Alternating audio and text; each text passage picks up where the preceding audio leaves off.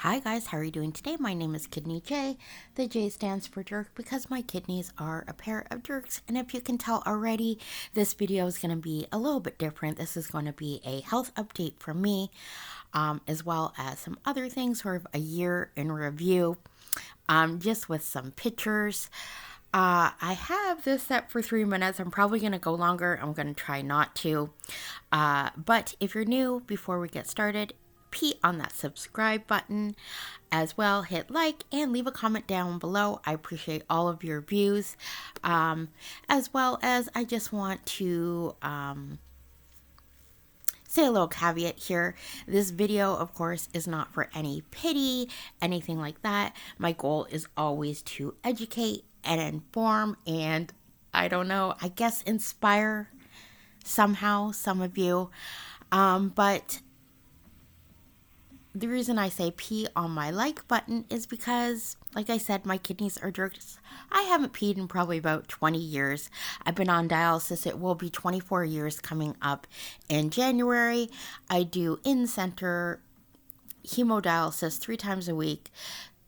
Tuesday, Thursday, Saturdays, usually 3.5 hours at a time.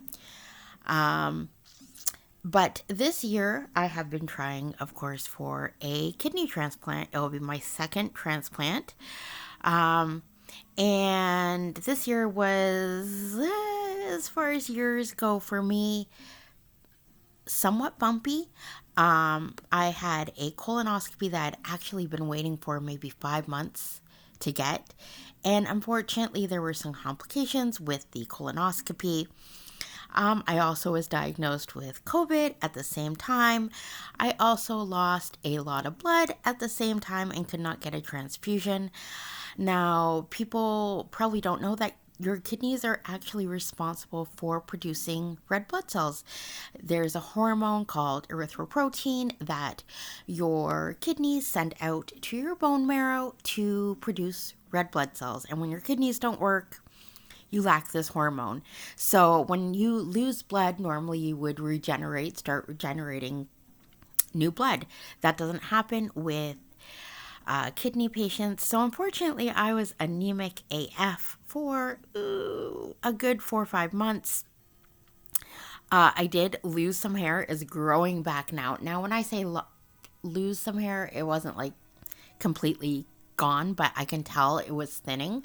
That is growing back, as well as my hemoglobin did go up because of iron, oral iron, infusion iron, but not with a blood transfusion, because when you are waiting for a kidney, they advise you, if you can avoid it, do not get a blood transfusion, because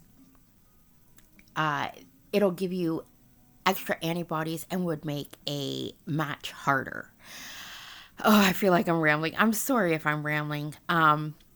But so I got that done, and then I didn't have another appointment regarding kidney transplant until November 22nd, which was with a urologist, which would be the transplant surgeon.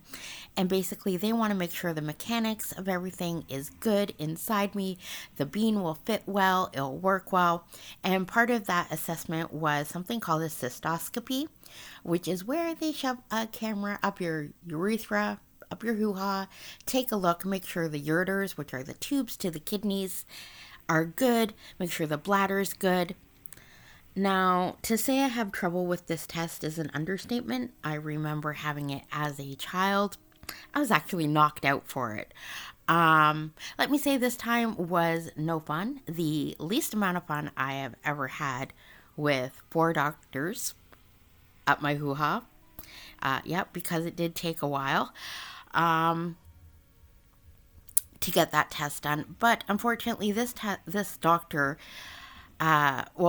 good news, we'll start with good news, said everything looks good, your bladder emptied perfectly, your everything tube-wise looks good, the bladder looks good, even though it is smaller because you haven't peed in 22 years. The only problem is he only put 20 ml of fluid in, and I need further testing to make sure my bladder capacity can hold more than that. So I'm going to something called urodynamics. I have a consult January 11th for that. Not looking forward to it, of course. But I do what I have to do, and thankfully things are moving faster. There was no longer those bigger gaps, and that's because I've been more vocal. And the reason why I've been more vocal is because there have been a lot of deaths at dialysis, and I'm surrounded every day, people to the right of me, people to the left of me, even me, that are having some bad days. And people do die. And I always rationalize it with, well, they're older than me, or they're non compliant, or they had this wrong and this wrong and that wrong. But, oh God. Sorry, there is someone unfortunately who passed that was very dear to the unit. I've never seen nurses shook up like that before. This patient was similar to my age, and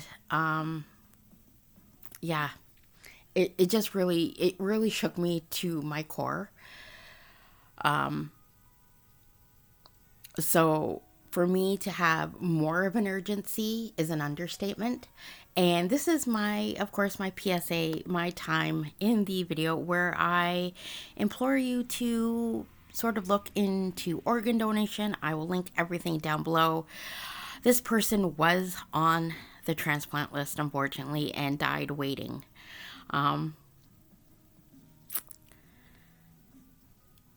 So anyways, yeah, I'll leave those links below for you to, decide if that's something you want to do, as well as be sure to discuss it with your family because they need to know your wishes.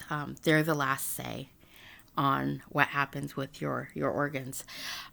So anyways, I don't mean to end the year on a bummer kind of note. Just know that I'm okay. I'm going to continue doing what I do, which is go to my treatments, follow my diet, which is low potassium, low sodium, low phosphorus, less than 1 liter of liquid a day, and just keep on keeping on. I appreciate all of you, and sorry if this was a long talky one. Thanks for watching. Bye.